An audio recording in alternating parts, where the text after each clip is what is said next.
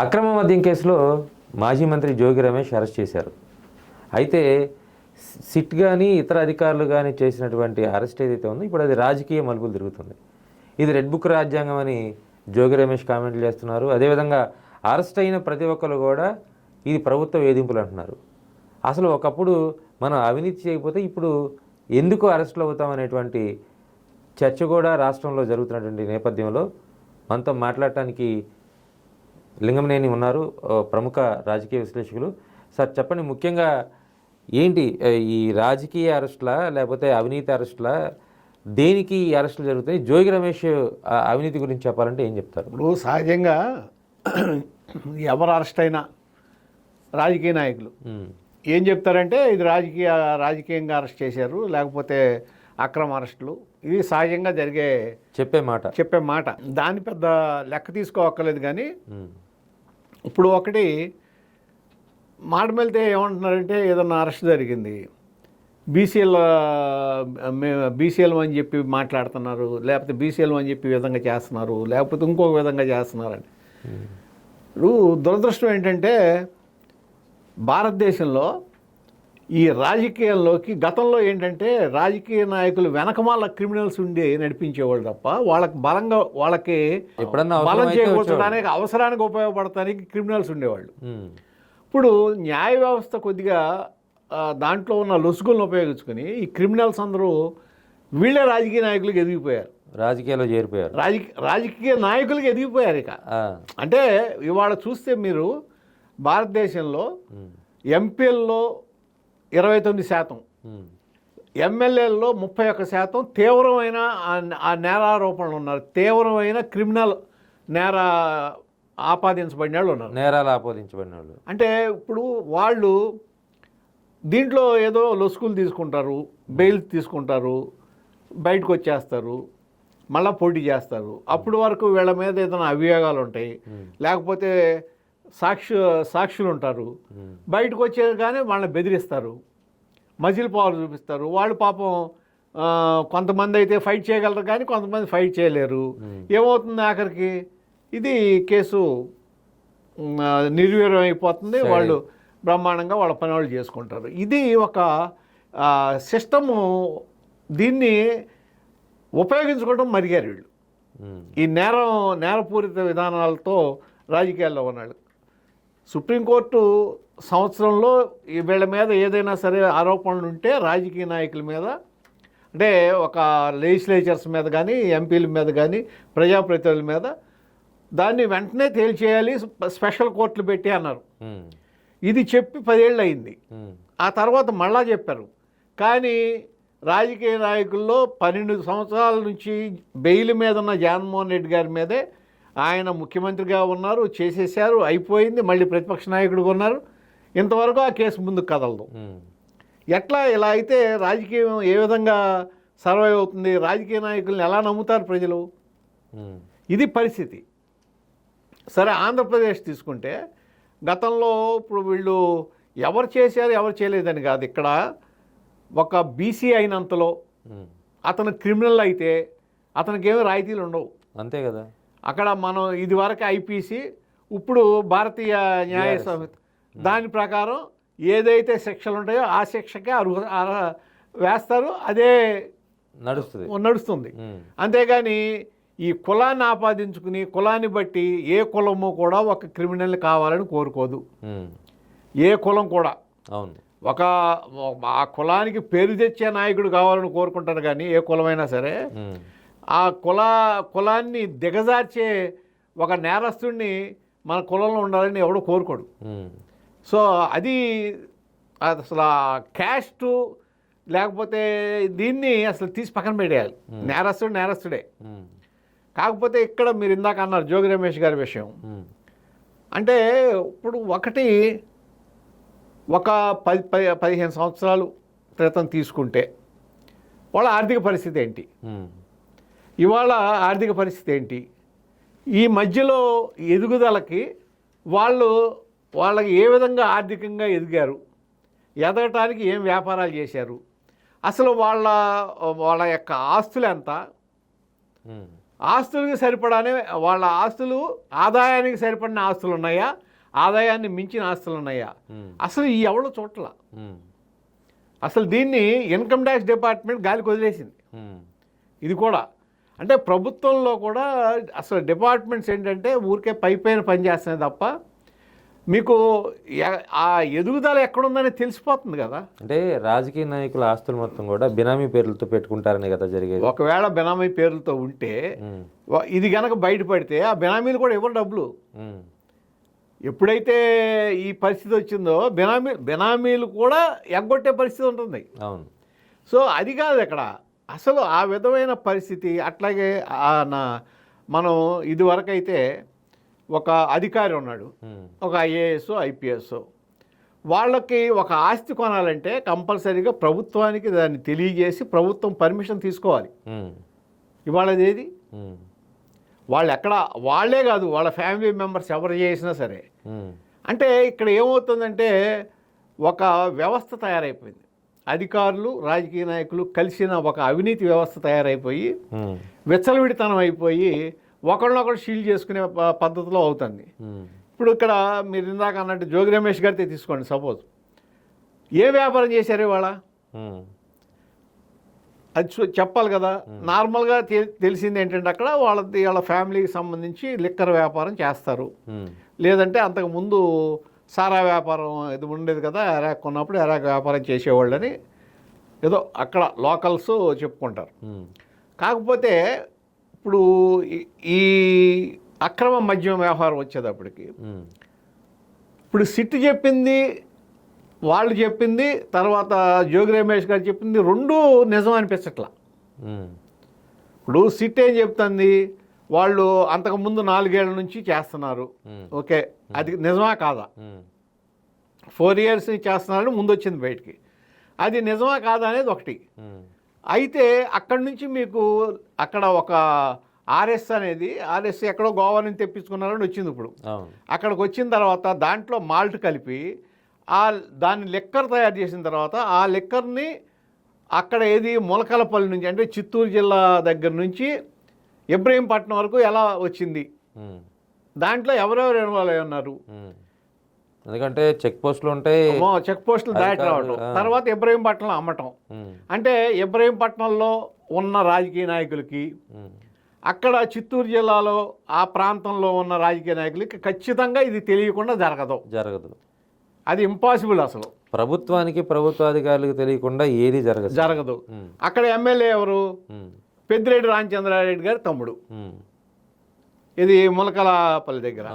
ఇక్కడ ఎమ్మెల్యే అప్పుడు వరకు ఇది గతంలో వైసీపీ ఎమ్మెల్యే ఎవరు, కృష్ణప్రసాద్ గారు.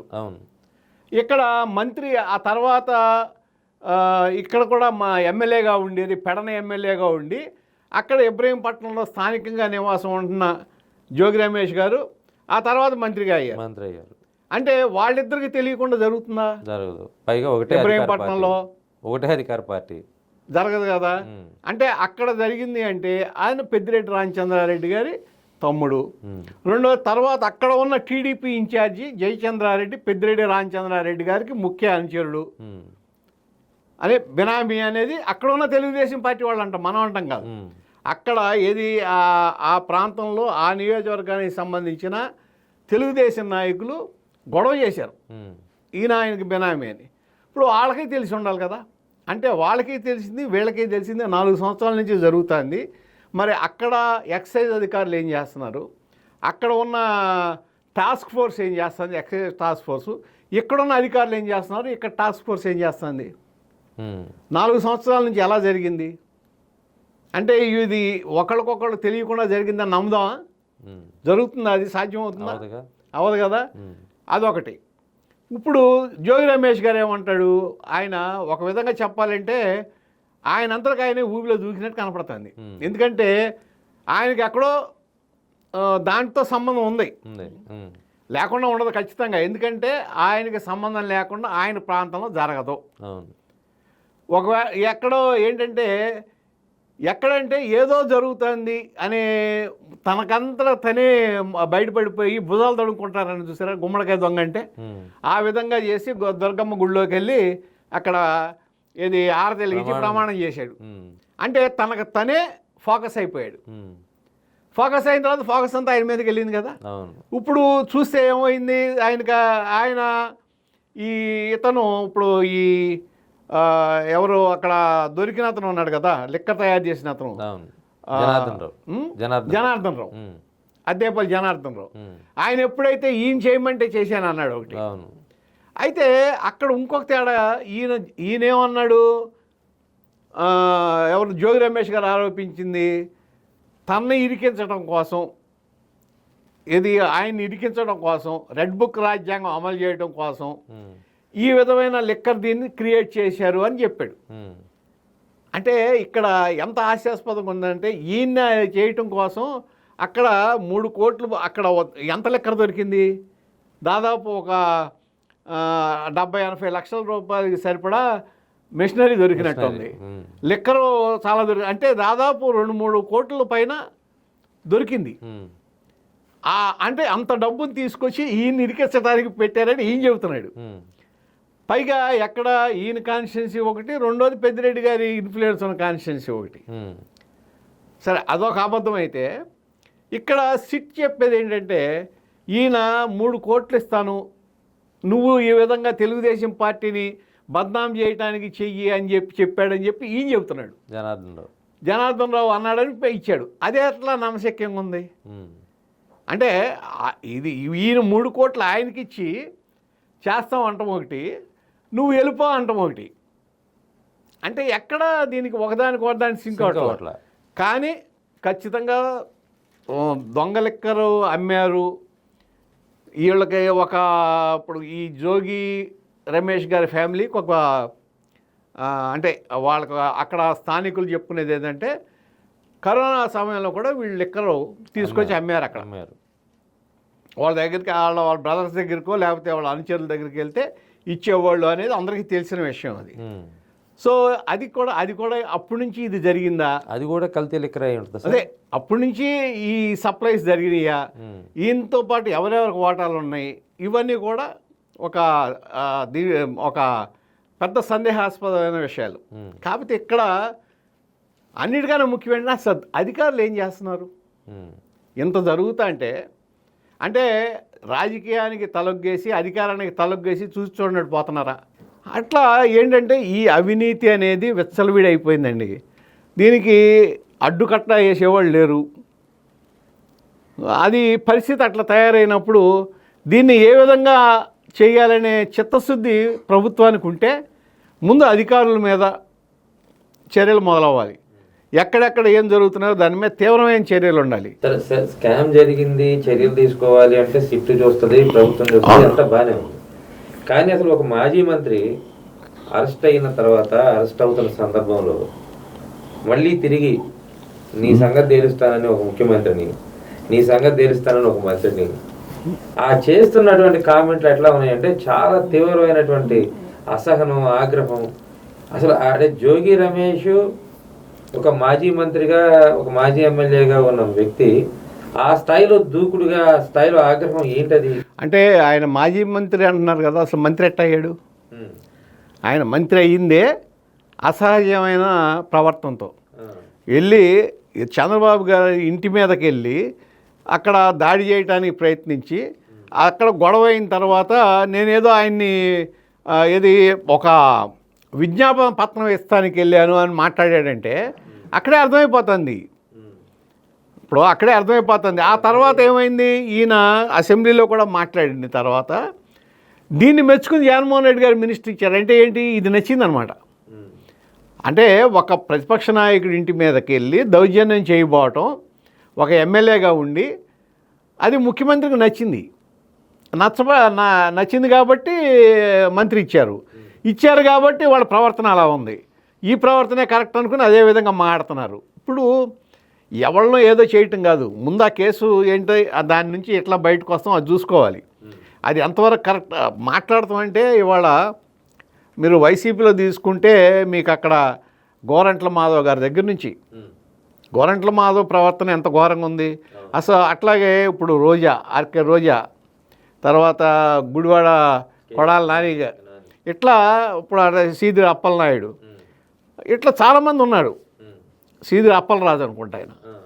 ఇట్లా ఇటువంటి వాళ్ళందరినీ ఏంటంటే ఈ విధంగా మాట్లాడిన దాన్ని అదేదో అప్రజాస్వామికంగా మాట్లాడితే అది కరెక్ట్ అనుకుని వాళ్ళకి పదవులు ఇస్తే అటువంటి వాళ్ళు మళ్ళీ 10 మంది తయారవుతారు. ఇప్పుడు దీనికి ఇదివరకే ఒక విజయభాస్కర్ రెడ్డి గారు ముఖ్యమంత్రిగా ఉన్నప్పుడు ఎన్టీఆర్ అప్పుడు ప్రతిపక్ష నాయకుడు ఉన్నాడు. ఏదో ఈ డిస్టిలరీస్ గురించి ఒక చర్చ వచ్చింది అసెంబ్లీలో. ఎన్టీ రామారావు గారు ఏదో కామెంట్ చేశారు. కామెంట్ చేస్తే అప్పుడు మంత్రి ఎక్సైజ్ మినిస్టరు ఎన్టీఆర్ని ఒక ఏదో గబిక్కని నోరు జారాడు.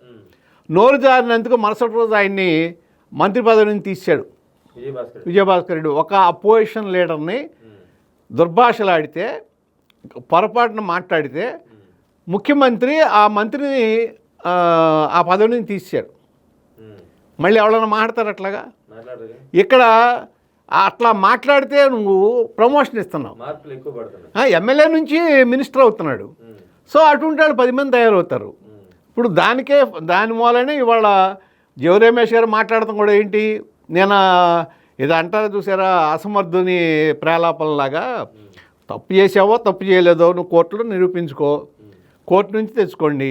ఒకవేళ నువ్వు తప్పు చేసి ఉంటే దొరికిపోతావు, తప్పు చేయకపోతే బయటకు వస్తావు. బయటకు వస్తే ఇంకోళ్ళని ఏం చేస్తావు, ఏం చేయగలరు? అంటే మేము కూడా చేస్తామంటే దానికి అర్థం లేదు కదా. మళ్ళీ వస్తే మళ్ళీ అధికారంలోకి వస్తే మేము జైలుకి పంపిస్తాం అంటే అధికారంలోకి రావద్దని ప్రజలు చెబుతున్నారా? అధికారంలోకి వస్తే మేము ఇదే విధంగా చేస్తాం, మీ పరిపాలన చేయం, ఇదివరకు ఏ విధంగా చేసామో అదే విధంగా చేస్తాం అని ప్రజలకు ఏమన్నా మీరు సందేశం ఇస్తారా? ఇస్తే ప్రజలు ఇదివరకు ఏం చేశారో అదే చేస్తారు కదా. మరి అటువంటిప్పుడు మీకు ప్రయోజనం ఏముంటుంది? అంటే ఇక్కడ జగన్మోహన్ రెడ్డి గారు కూడా ఆ రాజకీయ పరిణితి తెచ్చుకోవాలి. ఇదివరకు సరే ఏదో జరిగిపోయింది, ఆ నష్టం జరిగింది, రాజకీయాన్ని రాజకీయంగా చూడకుండా ఏది ఇటువంటి వాళ్ళందరినీ తీసుకొచ్చి, ఇప్పుడు రాజకీయ నాయకుడు అనేవాడికి మీకు చుట్టూతో ఉండే మనుషులు కూడా ముఖ్యం, చుట్టూతో ఉండే టీం ముఖ్యం. ఆ కూర్పు చాలా అవసరం. అన్ని రకాల వాళ్ళు, అన్ని విధాలా ఉండేవాళ్ళు, ఏదన్నా తప్పు జరుగుతుంటే అలర్ట్ చేసేవాళ్ళు ఉండాలి తప్ప ఓన్లీ భజనకారులు కనుక చేరితే, భజన బృందం చేరితే, ఇప్పుడు సాక్షాత్తు ఆ రోజున ఇందిరాగాంధీ మహామౌరాలు కదా, చాలా పెద్ద నాయకురాలు దేశానికి. అటువంటి ఆవిడ్ని దేవకాంత్ బారువా లాంటి వాళ్ళు చుట్టూతో చేరి భజన చేసి ఇందిరే ఇండియా, ఇండియానే ఇందిరా అని చెప్పి భజన చేయటం వలన ఆవిడ దాన్ని నమ్మి ఎమర్జెన్సీ పెడితే ఆవిడే ఓడిపోయింది. అంతే కదా. మొత్తం ఏది కాంగ్రెస్ పార్టీతో ఓడిపోవడం కాకుండా ఆవిడ స్వయంగా రాజనారాయణ చేతిలో ఓడిపోయింది. అంటే దీనికి కారణం ఏంటి? వంది మావదులు నమ్మటం, మంచిని చూసుకోకుండా, మంచి చెడు ఏది బేరీజ్ వేసుకోకుండా పక్కన ఉన్న ఈ భజన బృందం ఏది చెబితే అది నమ్మటం. ఇప్పుడు అదే చేయబట్టే జగన్మోహన్ రెడ్డి గారు మొన్న నష్టపోయాడు. ఇప్పటికైనా ఇటువంటి బృందాన్ని, ఇటువంటి భజన బృందాన్ని, అవినీతి పరులని దూరంగా పెట్టుకుని, ఇప్పుడు ఎట్లా ఉండాలా, ఎన్టీఆర్ మంత్రివర్గం తీసుకోండి, ఎటువంటి వాళ్ళు ఉండేవాళ్ళు, అశోక్ గజపతిరాజు తర్వాత అట్లా కొంత ఒక మంచి ఫేస్ వాల్యూ ఉన్నాళ్ళు. ఇప్పుడు అట్లాగే ఇప్పుడు ఒరిస్సా ఉంది, నవీన్ పట్నాయక్ మొన్నటిదాకా సీఎం చేశాడు. ఎంత ఆయన మీదే ఒక ఇమేజ్ ఉంటుంది, ఇంప్రెషన్ ఉంటుంది. అట్లా ఒక మంచి వ్యక్తుల్ని, ఒక ఇమేజ్ ఉన్న వాళ్ళని, అట్లాగే మీరు దాంట్లో సామాజిక కూర్పు తీసుకోవచ్చు, తీసుకుని పెట్టుకుంటే దాని వల్ల ఫలితం ఉంటుంది. అంతేగాని ఇట్లా ఈ భజన బృందాలు లేకపోతే తొడలు కొట్టేవాళ్ళు వీళ్ళు తాత్కాలికంగా అధికారంలోకి వచ్చిన తర్వాత కొంతకాలం పనికి వస్తారు తప్ప వాళ్ళ మూలాన లాభం కన్నా నష్టం ఎక్కువ ఉంటుంది. సో అటువంటిప్పుడు ఏం చేయాలంటే నాయకుడు అనేవాడు ఆ విషయాల్లో జాగ్రత్త పడితే తర్వాత ఏదైనా ప్రజల్లో మార్పు తీసుకురావడానికి అవకాశం ఉంటుంది. అంతేగాని అదే నమ్ముకొని వాళ్ళు ఏం చెబితే అదే గొప్ప అనుకుని వాళ్ళని భజన బృందాన్ని తప్ప వేరే వాళ్ళని పక్కకు రానివ్వకుండా, మంచి సలహాలు చెప్పే వాళ్ళని రానివ్వకుండా ఉంటే నష్టం జరుగుతుంది. జరిగిన తర్వాత తెలుస్తుంది నష్టం ఇదని. సార్ ఇప్పుడు ఇబ్రహీంపట్నం కేసు, ఇప్పుడు ఏదైతే కల్తీ లిక్కర్ ఉందో ఆ లిక్కర్ కేసులో ఇప్పటికైతే జోగి రమేష్ అరెస్ట్ అయ్యారు. సరే జనార్దన్ రావు కూడా అతని పాత్ర ఏంటనేది తేలుద్ది. మిగతా ఇంకా ఎవరెవరు అంటే రాజకీయాల్లో ఇప్పుడు పెద్దిరెడ్డి కుటుంబం, అదేవిధంగా అప్పట్లో ప్రభుత్వం ఉన్న వాళ్ళు, ఇతరు అధికారులు ఉన్నారు. ప్రభుత్వానికి తెలియకుండా ఏం జరగదు, అప్పుడు ప్రభుత్వ పెద్దలకు తెలియదు. చెవిరెడ్డి భాస్కర్ రెడ్డి వాళ్ళు అందరూ ఉంటారు. సో ఇంకా మిగతా ఎవరెవరు అరెస్ట్ అయ్యే ఛాన్స్ ఉంటుంది ఇంకా? అంటే దీంట్లో ఎంతవరకు ఉంటుంది అంటే మీకు అక్కడ జయచంద్రారెడ్డి వరకే వెళ్ళా ఇంకెంతవరకు. ఇప్పుడు చిత్తూరు జిల్లాకు వచ్చి సంబంధించి జయచంద్రారెడ్డి వరకు కూడా ఇంకెళ్ళా. ఆయన ఇంక వచ్చినట్లేడు, అక్కడే ఉన్నట్టున్నాడు. ఏది ఆఫ్రికన్ కంట్రీస్లో. ఇప్పుడు నిన్న ఎప్పుడో A20 మనోజ్ కొఠారి అని మళ్ళీ విజయవాడ ఆయన దొరికాడు. అంటే ఆయన కూడా పెట్టారు. ఆ మనోజ్ కొఠారి అని అతను వ్యాపారస్తుడు. సో వైఎస్ఆర్సీపీనే వ్యాపారస్తుడు. అది ఎవరితో సంబంధం ఉంది అని మళ్ళీ అదొకటి. అంటే ఇది ఎక్కడికి వెళ్ళి ఎక్కడ తేలుతుందనేది మనం చూడాలి. కానీ అంటే ఒకటి నిన్న ఆధారాలు వచ్చినాయి అంటున్నారు. ఎట్లా ఆధారాలంటే క్యాష్ ద్వారా వచ్చిన ఆధారాలు నా ఉద్దేశం అయితే 99% చెల్లవు. ఎందుకంటే ఆధారం దొరకాలి. ఈ క్యాష్ ట్రాన్సాక్షన్ అయినట్టు ఆన్లైన్ ట్రాన్సాక్షన్ ఉంటే బ్యాంకు ట్రాన్సాక్షనో లేకపోతే ఇంకో డిజిటల్ ట్రాన్సాక్షనో అయితే అది నిరూపణ అవుతుంది తప్ప, లేకపోతే కొద్ది కష్టమే. ఇక్కడ మీరు ఒక ఓన్లీ జనార్దన్ రావు ఇచ్చిన స్టేట్మెంట్ని ఆధారం చేసుకుంటారంటే అది నేను అనుకుంటే అంత నిలబడదు. ఎందుకంటే అతను ఆల్రెడీ నిందితుడు. జనార్దన్ రావు నిందితుడు. దాంట్లో ఆయన ఏదో చెప్పినంతలో అది అవటానికి ఏంటంటే ఆధారాలు దొరకాలి. అవును. మరి జోగి రమేష్ గారి పిఏని రాము అని పిఏని విచారించి వదిలేశారు అంటున్నారు. సరే ఎంతైనా ఒకటి అక్కడ పబ్లిక్ టాక్ అయితే మాత్రం వీళ్ళ సంబంధం ఉందని నమ్ముతున్నారు. జోగి రమేష్ పబ్లిక్గా ఫ్యామిలీ అక్కడ ఉన్న లోకల్స్, ఎందుకంటే తెలుసు కాబట్టి ఇలా వ్యాపారం అది ఇటువంటిది ఇది అని తెలుసు కాబట్టి నమ్ముతున్నారు. అయితే ఒక్క దొంగ లెక్కర్ అనేది అంతకు ముందు ఉంది. ఏది జగన్మోహన్ రెడ్డి గారి ప్రభుత్వం ఉన్నప్పటి నుంచి జరుగుతా తెలుగుదేశం ప్రభుత్వం ఉన్నప్పుడు కూడా కంటిన్యూ అయిందంటే ఇక్కడ ఉన్న నాయకులకి అక్కడ ఉన్న నాయకులకి తెలియకుండా మాత్రం జరగదు. తెలియకుండా ఇంతకాలం ఇంకా సంవత్సరంన్నర కంటిన్యూ అయ్యే పరిస్థితి ఉండదు. ఉందంటే ఎక్కడో వీళ్ళ పాత్ర లేకుండా వీళ్ళకి తెలియకుండా ఇంత సాగదు, ఇంత జరగదు కూడా. మరి దాంట్లో ఆ విధంగా డెప్త్గా వెళ్ళాలి సిట్ అనేది. మరి జగన్మోహన్ రెడ్డి గారు ఏమన్నారు, సిట్ కాదు సిబిఐ ఏమంటున్నాడు. అంటే వాళ్ళ ఉద్దేశం ఏంటంటే సిబిఐ అయితే ఇది సంవత్సరాల తరబడి జరుగుతుంటుందనే ఉద్దేశమో మరి ఏంటో అర్థం కావట్లేదు. సిబిఐ అనేది సిబిఐ అయినా సిట్ అయినా రేపు జడ్జిని పెట్టి సిట్టింగ్ జడ్జి అంటారు, అసలు జరిగే పనే కాదు. సరే వీళ్ళకి ఏది వీళ్ళ జ్యూరిస్డిక్షన్ ఉంది, ఓ సిట్ అనేది చేశారు, ఏం జరుగుతుందో చూడాలి. ఇది ఎంతవరకు దాంట్లో వాళ్ళు సక్సీడ్ అవుతారనేది చూడాలి తప్ప.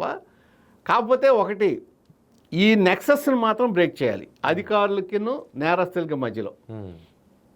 అది ప్రభుత్వం ఎంత త్వరగా దాంట్లో సక్సెస్ అయితే ప్రజలకు అంత మంచి జరుగుతుంది. లేకపోతే ఇదే విధంగా మనుషులు మారుతారు తప్ప ఇది ఒకళ్ళు అంత ఎవళ్ళ అధికారులు ఉంటే వాళ్ళు 60, ఎవళ్ళ అధికారులు అయితే వాళ్ళు 40 పంచుకుంటారు, సరిపోతుంది అంతే. ఆ పంపకాలలో తేడాలు వచ్చే ఇటువంటివి వస్తుంటాయి. మరి అయితే అల్టిమేట్గా నష్టపోయేది ఎవరంటే ప్రజల ప్రాణాలు. సార్ ఇంకో కీలక అంశం ఇందాక మీరు మాట్లాడారు, రెడ్ బుక్ రాజ్యాంగంలో అంటే రెడ్ బుక్లో ఉన్నటువంటి పేర్లు వాటి ఆధారాల నేపథ్యంలోనే చాలా అనుమానాలు ఉన్నాయి.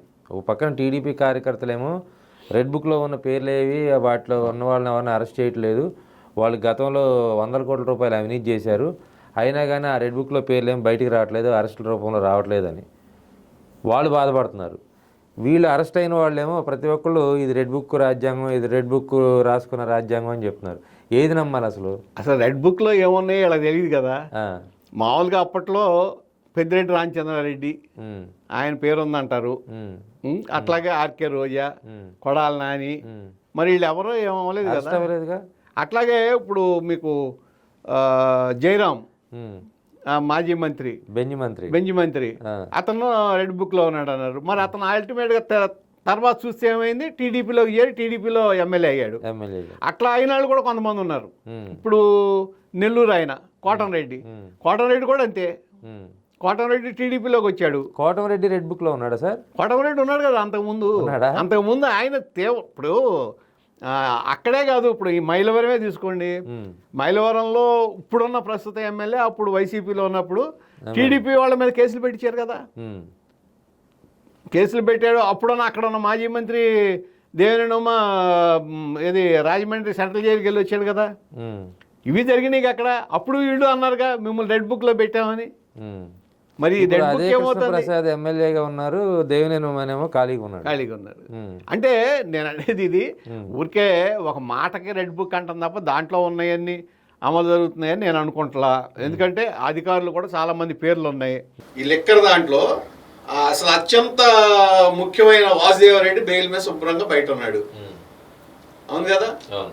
మరి అతని మీద ఏం చర్యలు జరుగుతున్నాయి? అరెస్ట్ చేశారు, అయిపోయింది అంటే అది జరుగుతూ ఉంటుంది. ప్రాపర్టీ సీజ్ చేయట్లేదు సార్, అంటే ఆస్తుల సీజ్. అదే నేను అంటున్నాను, ఆస్తులకి మీరు వెళ్ళి అక్కడ వాళ్ళకి ఏమున్నాయి, వాళ్ళ ఫ్యామిలీకి ఏమున్నాయి, లేకపోతే వాళ్ళ చుట్టుపక్కల చుట్టాలకి వాళ్ళ ఆస్తులు ఎంత ఉన్నాయి, ఇది అబ్నార్మల్గా పెరిగినాయా, పెరిగితే దానికి ఆధారం ఏంటి, వీళ్ళకి ఆదాయానికి తగిన ఆస్తులు ఉన్నాయా, ఆదాయానికి మించిన ఆస్తులు ఉన్నాయా చూస్తే సగం మంది దొరికిపోతారు కదా. అంటే కేవలం అరెస్టులతోనే కాదు, ప్రాపర్టీ సీజ్ అనేది అక్కడ వరకే. ఏది మీరు అరెస్టులు చేయటం, కోర్టులో ఏది అది సాగదీయటం అవుతుంది తప్ప అసలు అక్కడ ప్రాపర్టీ సీజ్ అనేది అసలు ప్రాపర్టీస్ ఏ విధంగా సంపాదించారండి చూడలేదు. ఇప్పుడు తెలిసిపోతుంది కదా. ఇప్పుడు ఒక చోట ఉంటుంది, ఇప్పుడు హైదరాబాద్ లాంటిలో ఒక బిల్డింగ్ చూపిస్తాడు, అది 100 కోట్లు వాల్యూ చేస్తుంది, వీళ్ళు 5 కోట్లు చూపిస్తారు. ఆ డిఫరెన్స్ ఏంటి? ఓకే సార్, అంటే మనకి ఫోర్ ఫాదర్స్ నుంచి వచ్చిన అది వదిలేసేయండి, వాల్యూస్ కొత్తగా కొన్నాయి మీరు పాతవి వదిలేసేయండి, యాన్సెస్ట్రల్ ప్రాపర్టీస్ వదిలేయండి. వీళ్ళు రాజకీయాల్లోకి వచ్చినప్పుడు లేకపోతే వాళ్ళు ఉద్యోగంలోకి వచ్చినప్పుడు అప్పటి వరకు ఉన్న ఆస్తులను వదిలేసేయండి. ఆ తర్వాత ఎప్పుడు వచ్చినాయి, ఎంతెంత వచ్చినాయి, ఆ వచ్చినాయని ప్రభుత్వానికి ఎప్పటికప్పుడు తెలియజేస్తున్నారా, ఇవన్నీ దాంట్లో మీకు ఉన్నాయా లేవా? అప్పుడు మీరు చూస్తున్నారు, ఒక్కొక్క అధికారుల మీదకి వెళ్ళి రైడ్ చేస్తే కోట్లు దొరుకుతున్నాయి. మొన్న మధ్యప్రదేశ్లో ఎవరో ఒక చీఫ్ ఇంజనీర్ దగ్గర ఎక్కడ చూస్తే 200 కోట్లు 300 కోట్లు దొరికినాయి. ఎక్కడి నుంచి వస్తున్నాయి ఈ డబ్బులన్నీ? అంటే 200 కోట్ల అవినీతి జరిగింది అంటే ప్రజలకి ఒక 50,000 కోట్లు పోయి ఉండాలి. వీళ్ళు ఇంత అవినీతి అంటే ప్రజలకు అంత నష్టం, అంటే దేశానికి అంత నష్టం. దీన్ని మీరు ఆపకపోతే, దీన్ని కంట్రోల్ చేయకపోతే ఎట్లా? ఆ కంట్రోల్ చేసే విధానాన్ని డెవలప్ చేయకపోతే ఇట్లా జరుగుతుంటాయి. రాజకీయ నాయకులైనంతే, అధికారులైనంతే. సో మొత్తంగా లిక్కర్ కేసులో ప్రస్తుతం జరిగినటువంటి arrest, Jogi Ramesh arrest red బుక్కి ఏమాత్రం సంబంధం లేదు. గతంలో ఏదైతే అక్రమ కల్తీ వ్యాపారం, అంటే అటు చిత్తూరు జిల్లాకు సంబంధించి, చిత్తూరు జిల్లా దగ్గర నుండి కృష్ణా జిల్లా వరకు జరిగినటువంటి కల్తీ ఏదైతే ఉందో ఆ వ్యవహారంలో జోగి రమేష్ పాత్ర, ఎవరి పాత్ర ఏంటి అనేది సిట్ విచారణలో తేలింది. ఇంకా తేలాల్సింది చాలా ఉందనేది మనకి శివప్రసాద్ గారు చెప్తున్నారు. అదేవిధంగా దీంట్లో కేవలం అరెస్టులు మాత్రమే కాదు, ఈ వ్యాపారాలు చేయకముందు ఈ ఎమ్మెల్యేల ఆస్తులు కానీ, అదేవిధంగా ఈ వ్యాపారుల ఆస్తులు కానీ ఎంత, దీని తర్వాత ఎన్ని రెట్లు ఆదాయం పెరిగింది, ఎంత ఆదాయం, ఎన్ని ప్రాపర్టీస్ వీళ్ళు కొన్నారు అనే వాటి మీద ఐటీ శాఖ కూడా దృష్టి పెట్టాలి. తద్వారా అవినీతి సొమ్ము మొత్తం కూడా ప్రభుత్వ ఖజానాకి జమ చేయించాలనేటువంటి డిమాండ్ అయితే ఆయన చేస్తున్నారు.